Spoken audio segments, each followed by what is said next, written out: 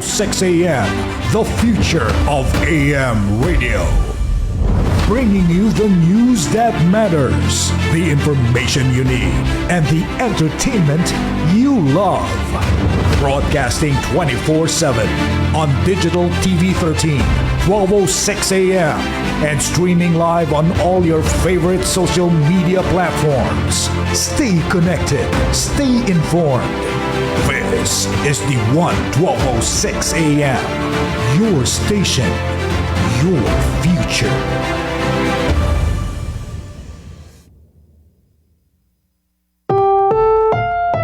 Ang susunod na programa ay rated PG. Patnubay at gabay ng magulang ay kailangan sa mga batang manonood. Kapwa ko, sagot ko with Naomi Tiburcio and Justine Punsalang. Magandang umaga, Pilipinas! Narito na po ang programang kaagapay ninyo pagdating sa serbisyo publiko. Ako po si Justine Punsalang. At ako naman po si Naomi Tiburcio, tumutok lang sa isang oras na talakayan kaugnay sa kalusugan, serbisyo ng pamahalaan at pagtugon sa inyong pangangailangan. Ito po ang kapwa ko, sagot ko dito lang sa D1 12:06 AM. Happy Valentine's Day At sa Happy ating lahat. Friday sa Happy ating Friday lahat. and payday. Oo, Lahat na. Oo, lahat na ng lahat na ng mangyayari Dapat ngayong i-celebrate. Biyernes. Oo. At araw ng mga puso, so take better care of your hearts. Oo. At then, hindi po tayo, we're not talking about metaphor, as in, yung puso po natin, yung ating mga organs ng ating pangalagaan. Ayan. Tama. Kasi ang haba kaya ng pila ng mga magpapa-opera sa heart center pending. Anyway, eto po recently merong nag-viral na isang DJ na binugbog umano ng kanyang live-in partner or ng kanyang fiancé. At ito nga po ay mariing kinondenan ng women's group na Gabriela. Ito po yung pananakit sa DJ vlogger na si Jelly Au ba? Jelly Au ba ang pronunciation nito? Oo, ayan. Na ng kanyang fiancé na si Jam Ignacio. Nananawagan ang grupo sa mga otoridad na magsagawa ng masusing investigasyon tungkol Ay, ito sa yung kaso. picture niya. Grabe. Oo, pumutok talaga yung labi niya eh. Oo. Sinugod na din siya sa ospital, no? Oo, ayan. At agad na panagutin ang kasintahan ni Jelly. Nanawagan din sila sa gobyerno para magsagawa ng aksyon laban sa karahasan sa mga kababaihan. Sa ngayon, nagsampa na ng reklamo sa NBI ang biktima laban sa kanyang partner na si Ignacio. Bukod dito si Tessa Prieto, yun yung fashion icon. Yung lagi siyang naka-extravagant Yes, clothes. Binugbog naka-avant-garde. din Talaga? siya ng kanyang girlfriend naman. Bago lang to? Balita din siya. Nauna yun, tapos ito yan. Or same time. Kaya maganda itong pagkakataon na ito dahil makakausap tayo from Zoom. Paano nga ba umaabot sa ganito yung dati-rati na may magandang relasyon, yung pagmamahala na nauuwi sa karahasan. Kausapin natin via Zoom si Dr. Angelo Base, isang marriage at family therapist. Good morning po, Doc Angelo, and welcome po sa Kapwa Ko, Sagot Ko. Ayan, dinig niyo na po kami, Doc?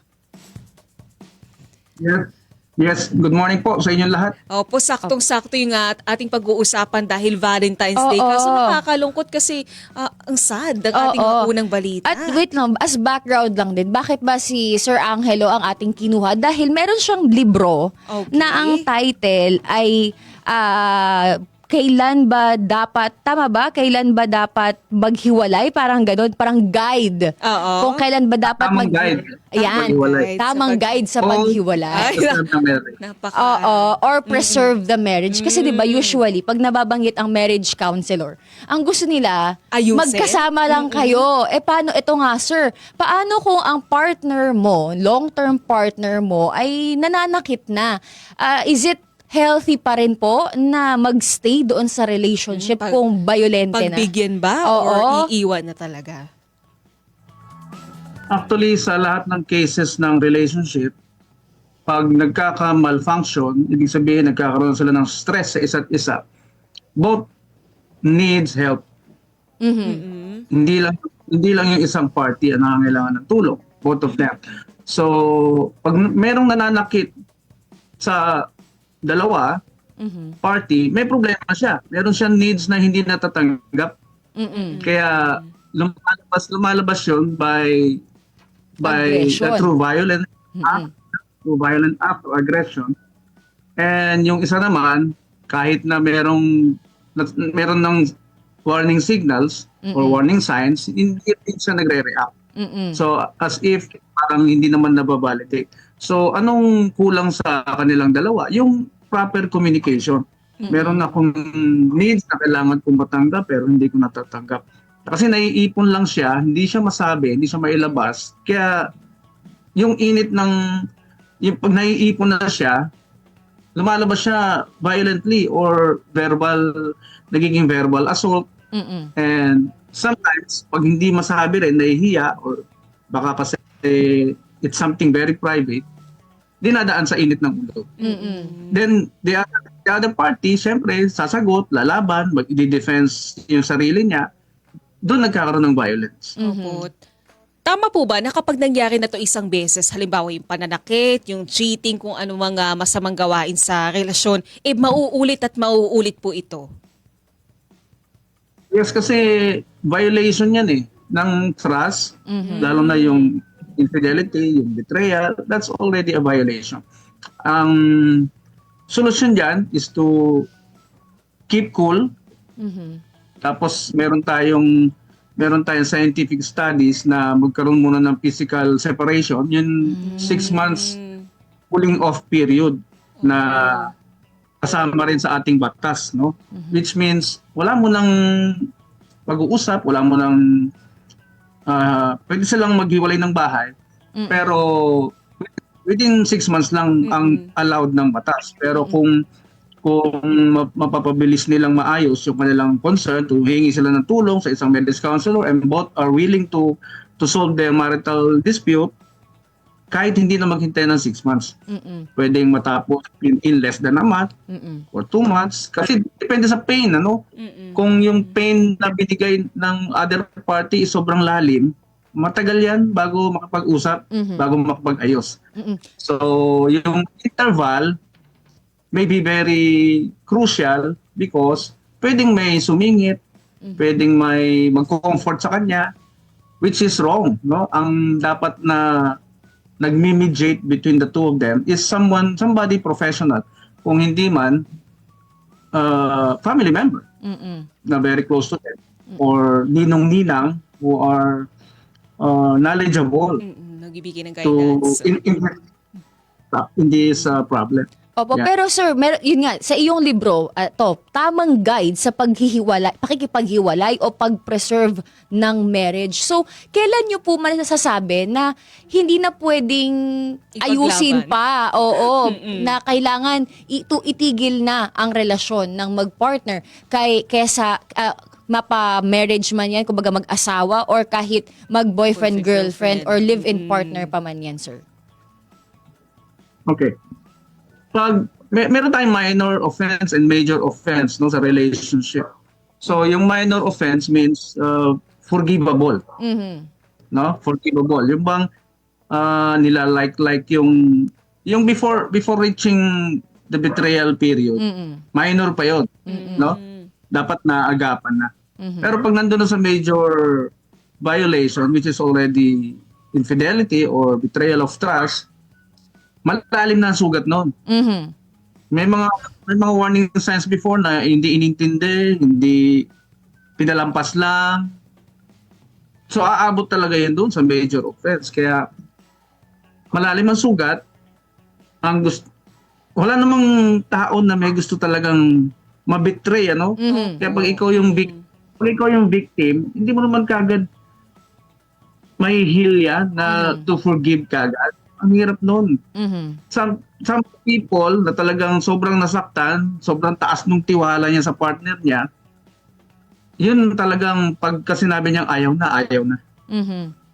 Tapos bakit po nagiging solusyon yung paghihiwalay? Kumbaga dahil ba ito para na rin sa mental health at physical health nung mga involved at nung mga bata? Kumbaga bakit parang ano bang magandang mangyayari kung maghihiwalay ang isang magpartner? Okay. Let's consider a marriage or a relationship na walang children. Mhm. Madaling maghiwalay pag walang children, ano? Kasi they can just live separately and focus on their own lives, no? Pagka single or hindi pa kasal, wala pang children. Pero pag may children nang involved, Mahirap ibang na. usapan na to. Mhm. Oo, ibang usapan na yan because the children cannot cope with their situation. Samantalang silang dalawa can cope. Marami silang resources and time to heal. Pero mga bata, wala ganyan. Walang resources to cope, to heal sa pag-aaway nilang Hindi dalawa nila ng kanilang naiintindihan. Oo. Kasi hindi naman tungkol sa kanila. Maraming mag-asawa ang nag-aasawa, ang ginagawang tungkol sa kanila yung marriage. Pag nag-asawa tayo, kasalman o hindi, tapos may mga involved children na, hindi na tungkol sa atin yung marriage. Kasi ang habol lang naman talaga nitong mga to ay mahalin din sila. Love to love me back and respect me back. Yun lang naman ang habol nilang dalawa eh. Kaya lang, may mga anak na wala na dapat yung ganong usapin. Kaya nga, kinukumpleto muna talaga dapat yung pagmamahal sa sarili bago pumasok sa Tama. relationship. Ganda yan. Diba? Kaya ang nag-aasawa talaga ay dapat 100% full charge. Tama. Parang cellphone. Okay? At Para kumbaga, kung- ang para priority kung mo magbago- kapag may anak na kayo ay yung mga anak, no? Yung well-being ng mga bata, hindi ikaw as a person. Kumbaga, secondary ka na lang. Tsaka hindi ka aasa sa partner mo Oo. para punan yung mga pangangailangan. Oo. I mean, yung mga Pagkukulang, hinahanap mo sa yes. sarili mo. Kasi kumbaga, hahanap-hanapin mo pa rin yung pagkukulang mo on yourself.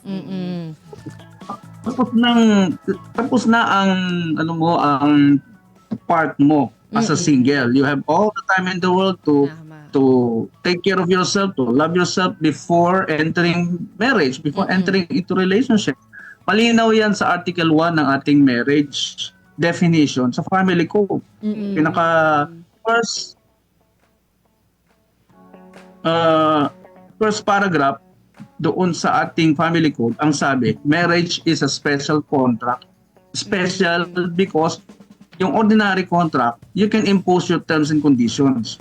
Samantalang sa special contract, hindi na pwedeng ipasok yung ating mga terms and conditions na pag nag-asawa ka ng maldita, kaya magtiis ka. Bawal na po yun. Hindi na dinadala sa marriage ang pagiging maldita.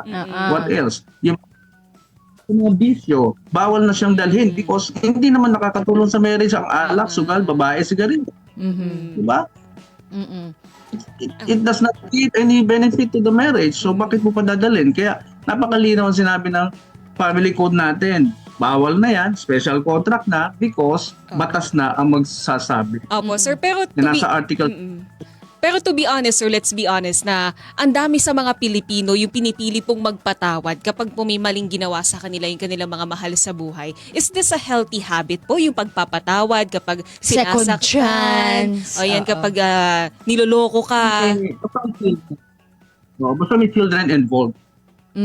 Ang Christianity will help you, will approach both of you to help you heal, to focus on spirituality kasi nga yung spirituality naman talaga ang tutulong sa tao to heal, no? To understand na ito ay big challenge sa kanila na tutulong yung mga kaibigan at pamilya na Kristiyano. Pag hindi Kristiyano, nobody will come to them and offer help. Kaya wala silang nakukuha tamang impormasyon, tamang counseling, tamang guidance. They will just follow what their mind is telling them. And masakit nito, kung ano yung nakikita sa social media, kung ano yung culture na negative, yun ang babaunin nila. That's the problem. Kapag nag-rely sila sa sinasabi ng mundo. Opo. Sir, ano About- naman po yung resolve kapag halimbawa yung kapartner mo na nananakit sa'yo or nag-cheat sa'yo, ayaw naman makipag-usap. Kumbaga hindi niya nire-recognize Oo, na may yung mali ginagawa siya. niya. Oo. Opo. May mga taong ganun talaga. No, ito yung mga taong Makapal mas mukha. pinipilit nila yung kanilang paniniwala Opo. about relationship. Hindi humble enough to learn the marriage principles, what the law says about it, and what the author of marriage says about marriage also. yung bang mataas ang pride eh. Opo. We met a lot of people na ganyan who was not willing. Kasi nga, when that happens, masusurprise ka, merong reserve yan. Meron na naka-reserve na next action. Paano ibig sabihin nun, sir? Ibig sabihin, bakit ko pa aayusin to? Meron na akong bago. Ganun pala Ngayon, yun. sir, paano, kasi di ba may mga tao na, syempre pag in love ka kasi, hindi mo na identify kung ano yung red flags. Parang nabubulag ka ng love.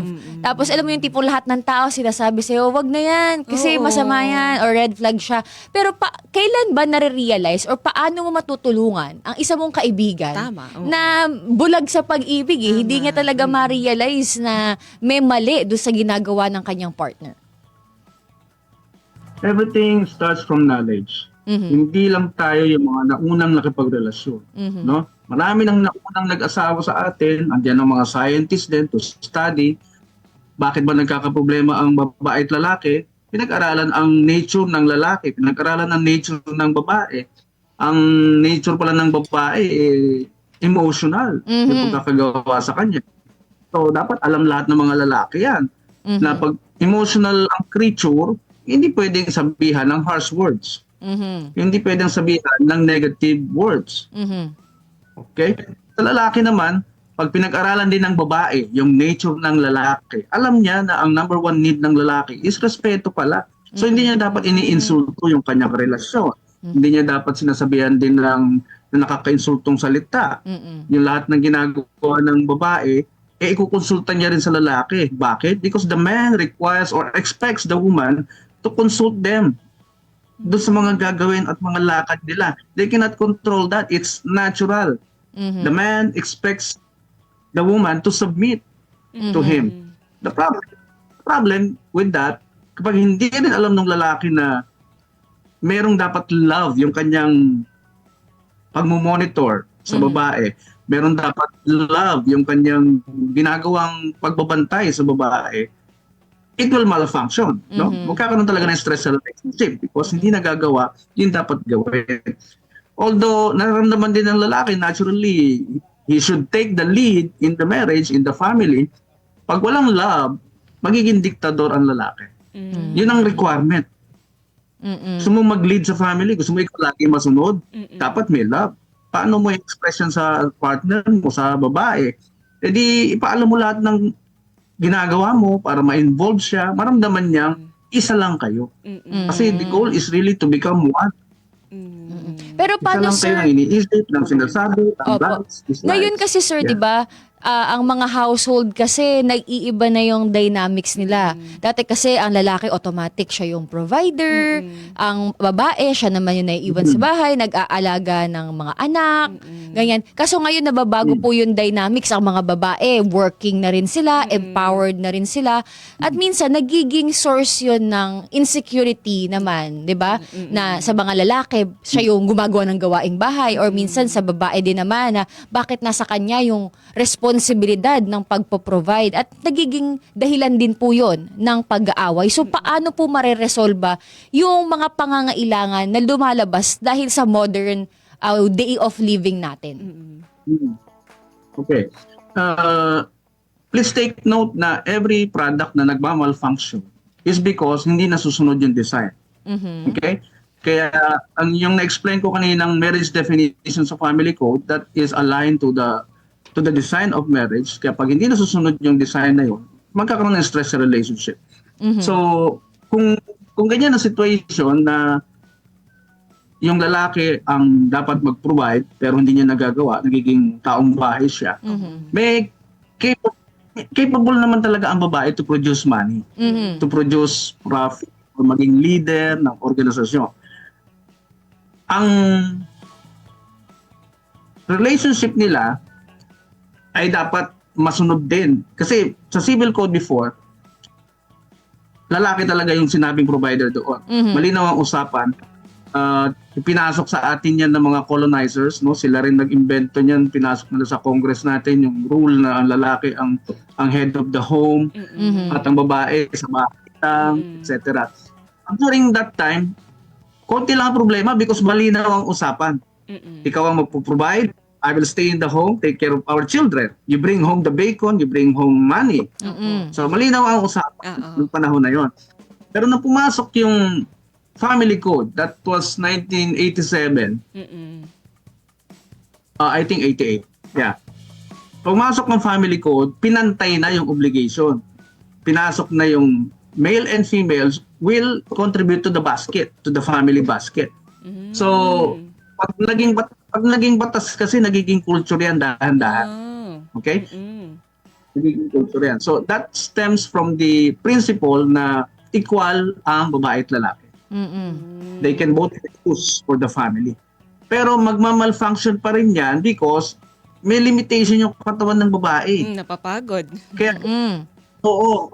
Kaya ginawang provider yung lalaki ng nature because binigyan siya ng kakayahan ng matitibay na buto, Tama. malakas yung resistensya, at kumbaga nilagay sa kanya yung kapasidad to do what he needs to do, what his role as a provider. Nandoon sa kanya yun ng designer ng marriage. Kaya pag napagod na yung babae, doon na magkakaroon ng stress. Bakit parang ako na lang lagi, ako na lang lahat? Di ba? Doon na talaga magkakaroon ng ano. Because again, ang produkto hindi nasusunod ang design ay magmamalfunction in the long run. Kanina pinag-uusapan po natin yung mga lapses sa mga relationship. Pero ngayon, sir, ano naman po yung bagay na makes a relationship successful naman po? Ano po yung mga Ano ba yung kailangan secret? Para mapahaba at maging masaya ang relationship.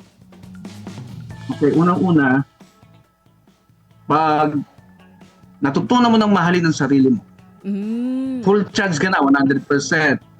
Ang next mo nang gagawin is pag-aralan yung gusto mong mga relasyon. Pag-aralan yung kanyang nature, pag-aralan yung kanyang behavior, pag-aralan yung kanyang background. Nakafocus ka na doon sa taong yun. Because kilala mo na yung sarili mo natapos ka na sa proseso ng self-love. Okay? Pag napag-aralan mo na yung gusto mong mahalin, you know how to handle him or her. Malalaman mo. Hindi ko pala gagawin ito kasi magagalit siya. Hindi ko ito gagawin kasi it violates his nature. Hindi ko ito dapat sabihin because it violates him. Kilala ko siya from head to toe So yun ang pagkukulit ng mga pumapasok sa relationship. Mas kinikilala yung kanilang sarili at hindi iniintindi yung partner. Hindi kinikilala yung gustong mahalin. Kaya nag-i-expect sila, ibigay mo yung kailangan ko. Nakatutok pa rin sa kanilang sarili. Kaya ang nangyayari, may space in between. Wala nagsusupply ng need because the other party also expects to receive her need. Nakafocus sa sarili pa rin So, yun ang ating talagang problema.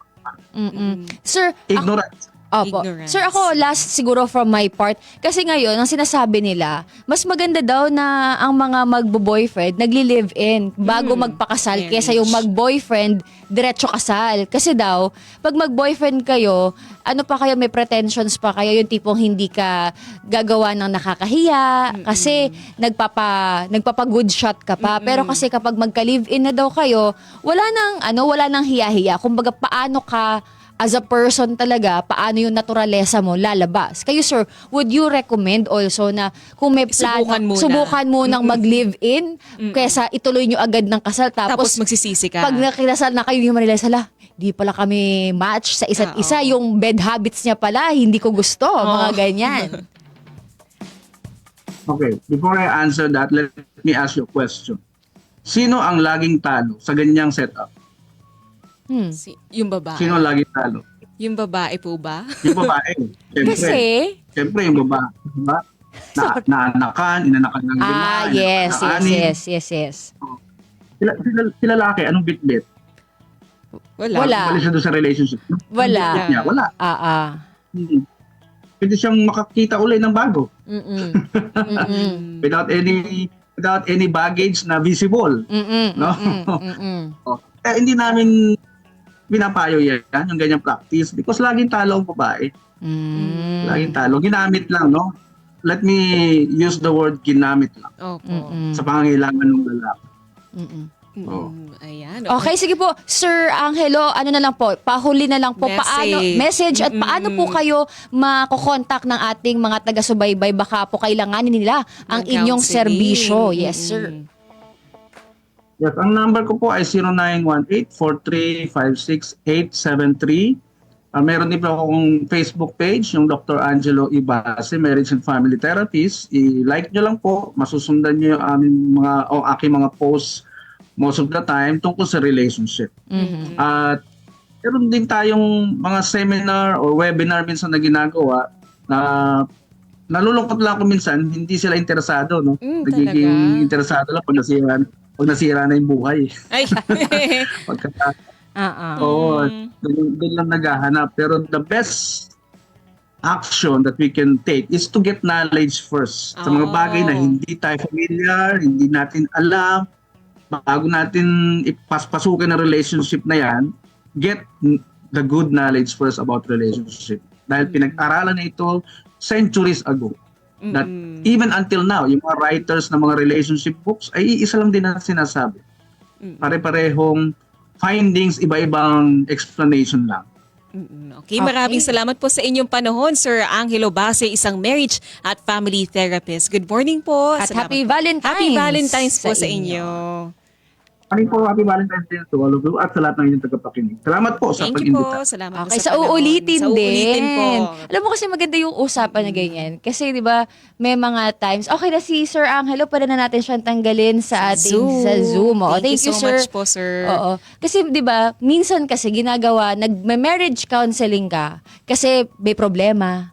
Pero hindi mo kailangang magkaroon ng problema para Para sumangguni ka sa eksperto. At maganda yung sinasabi ni Sir na kilalanin mo muna yung partner mo. Kasi, tama yun, both ways yun, babae o lalaki. Pag alam mo kung ano yung nagtitrigger sa kanya, iiwasan mong gawin yun, di ba? Kasi yun yung way mo ng pagrespeto sa kanya, dun sa mga boundaries niya, di ba? Tsaka may stigma pa din kasi kapag nagpa-counseling ka, kahit sa psychotherapy, di ba? Yes. Kapag nagpa-counseling ka, ibig sabihin, alam mo yun. May problema Oo, ka na, may problema. may mental health problem ka na. Oo, yung parang, kumbaga sa kanila nakakahiya, tsaka nakakaano ng pride, kumbaga. Tsaka baka sabihin nila. Yun yung ayoko magpa-counseling kasi baka kung anong sabihin nila. Oo, di ba? sabihin nila, wala naman tayong problema.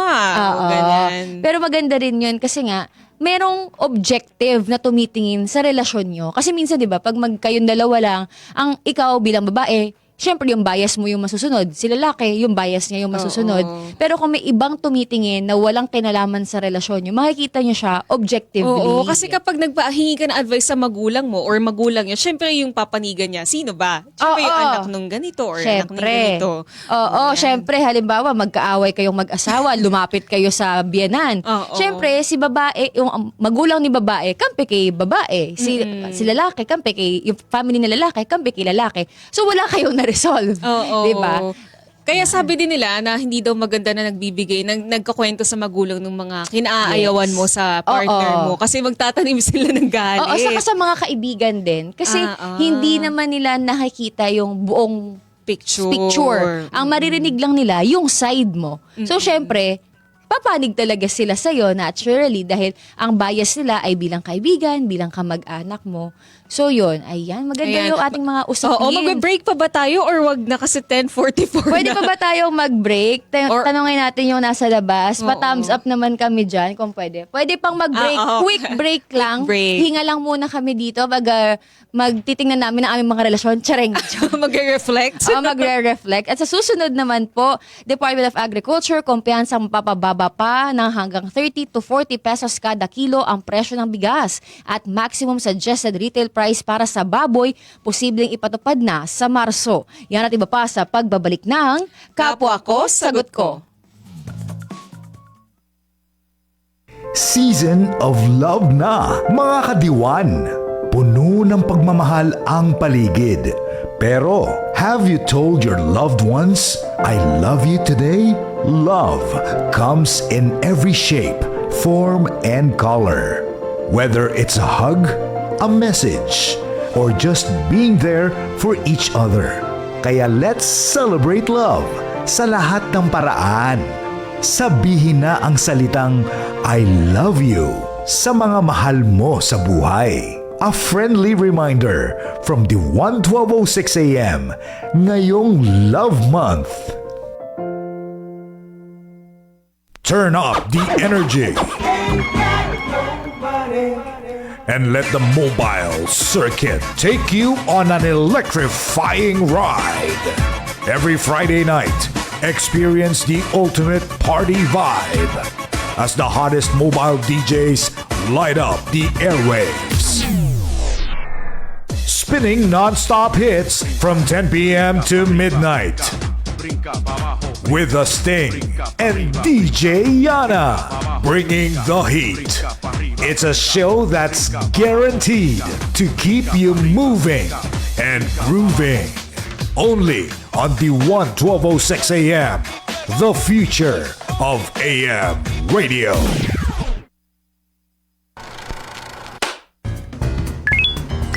Are you stuck in your thoughts again?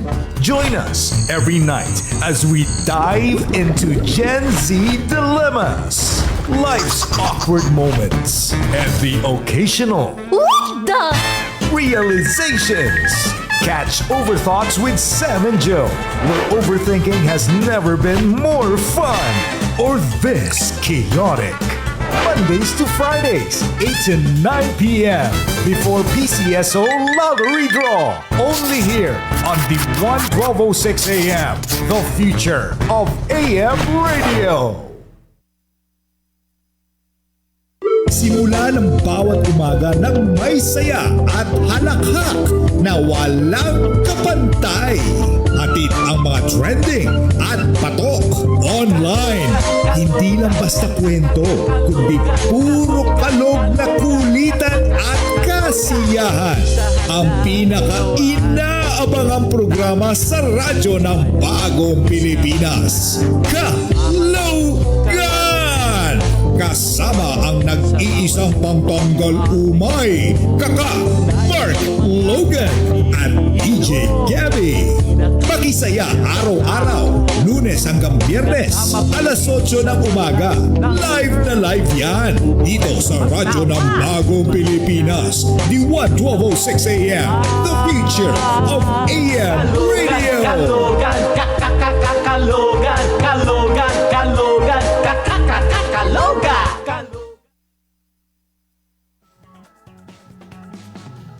Kapwa ko, sagot ko with Naomi Tiburcio and Justine Punsalang.